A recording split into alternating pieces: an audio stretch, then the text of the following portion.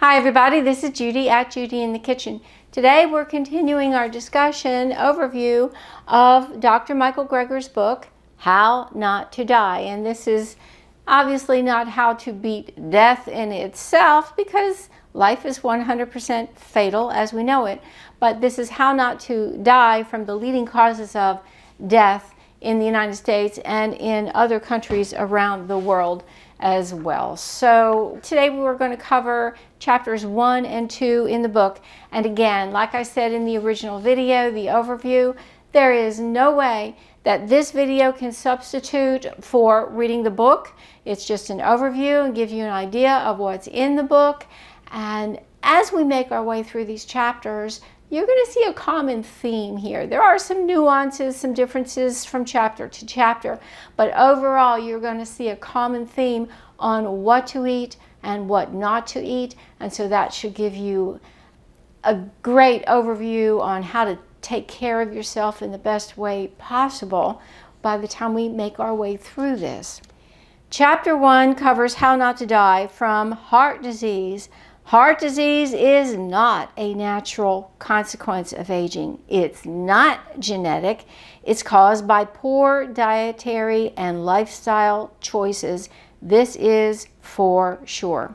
Now, in brief, what not to do. And a lot of people aren't going to like this. This is not my opinion. This is based by a lot of research. Do not eat animal foods. Avoid them all. This includes all meats, fish, poultry, animal milk products, and eggs.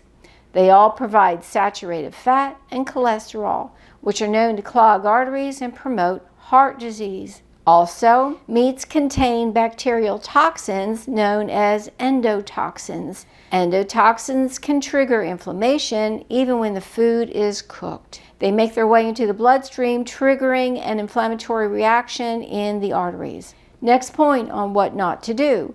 Do not eat processed foods, especially those containing trans fats. Trans fats are found in most processed foods, and they have been shown to clog arteries, leading to heart disease. The more trans fats we eat, the greater will be our risk for heart and artery disease. Next point, do not take fish oil. Although omega-3 fatty acids are extremely good for our health, Dr. Greger has uncovered evidence that we should not take fish oil. It does not protect against heart disease, sudden cardiac death, heart attack, nor stroke. In fact, one study, which is the DART-2 trial, found that subjects who ate oily fish, and especially those who took fish oil capsules, had a higher risk of cardiac death. And this is not even to mention the fact that fish contain a lot of contaminants that mankind has so graciously planted in the ocean, like microplastics and other toxins from industrial waste. So the fish have those toxins in them. So if you take fish oil supplements, you're going to be getting those toxins as well. A substitute for the omega-3s could be flax seeds, chia seeds, walnuts, hemp seeds. It could also be vegan algae sources of EPA and DHA, and that is where the fish actually get their omega-3s from. Bear that in mind. Now, regarding heart disease, still in chapter 1, what to do. Follow a whole food, plant-based diet with no processed junk food.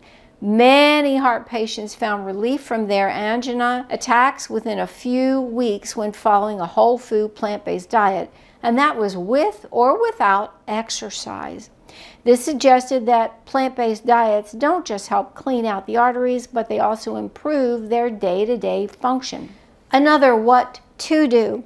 Eat 4, F-O-U-R, 4 Brazil nuts a month. Okay, not a day, not a week, for a month.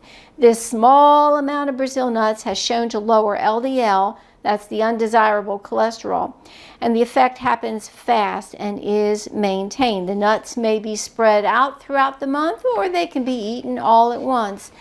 That's a sound advice, but don't go overboard with it. Brazil nuts are very high in selenium, that's a mineral, and ingesting 4 Brazil nuts a day repeatedly could bring your level of selenium above the tolerable upper limit, causing you to be quite sick. More is not better in this case.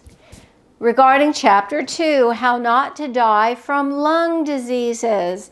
The 3 most common lung diseases are lung cancer, chronic obstructive pulmonary disease or COPD, and asthma. What not to do. Do not smoke. Tobacco is by far the most common cause of lung cancer. Secondhand smoke is also responsible for thousands of deaths each year. If you don't want to succumb to this horrible disease, don't start smoking or do your best to stop the addiction. Next point on what not to do. Do not fry foods. When fat, now this is any kind of fat, whether it's animal or plant sources, when fat is heated to frying temperature, harmful chemicals are released into the air. This happens even before the smoke point is reached. Bear that in mind. Such chemicals are formed not only from heating fats, but also when meats themselves are subjected to high temperatures. If you really want to fry or grill meats, do it outside where you're going to have less exposure to the chemicals.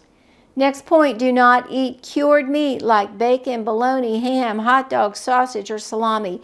Eating such foods may increase your risk of COPD, not to mention that they are known carcinogens.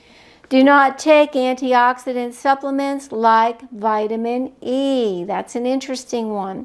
The supplements just simply don't work. The Harvard Nurses Health Study found that women who had high levels of vitamin E from a nut-rich diet had almost half the risk of asthma than those who did not eat nuts. But those who took vitamin E supplements saw no benefit at all. What to do to avoid lung diseases.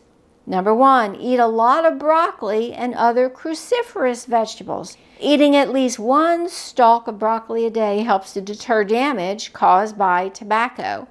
Dr. Greger suggests you highly boost your broccoli or other cruciferous vegetables as you taper down and stop smoking altogether. If you continue to smoke, don't expect broccoli to keep you free of cancer. It isn't going to happen. Next point on how to avoid lung diseases. Focus on a plant-rich diet full of fruits and vegetables. Such a diet has been shown to reduce the number of cases of childhood asthma and the number of asthma attacks in those with asthma. At least 7 servings of fruits and vegetables a day in whole form, not supplements or powders or adulterated in whatever kind of way, but 7 servings, at least 7 servings of fruits and vegetables a day appears to improve lung function in those with asthma. Also, the prevalence of asthma and respiratory symptoms is lower in populations eating more plant foods. On the other hand, foods of animal origin have been associated with an increased risk of asthma. Removing eggs and dairy products from the diet has been shown to improve lung function in asthmatic children in as little as 8 weeks. What else can you do to ward off lung disease? Include turmeric in your diet. Curcumin in turmeric has been found to help protect against cancer by blocking carcinogens, providing antioxidants that deter DNA mutation, keeping tumors from growing and spreading. These factors mean that curcumin may help to prevent and/or stop cancer growth. Well, I do hope this helps you out. Bear in mind, I will have links to the other videos in this series in the description box below. I do hope this helps you out. Let me know if you have any questions or comments below. And again, this does not take the place of reading Dr. Greger's book. It's only a way to help entice you. And no, I have no connections with Dr. Michael Greger. I just love the book and I feel like it's invaluable. Take care and bye for now.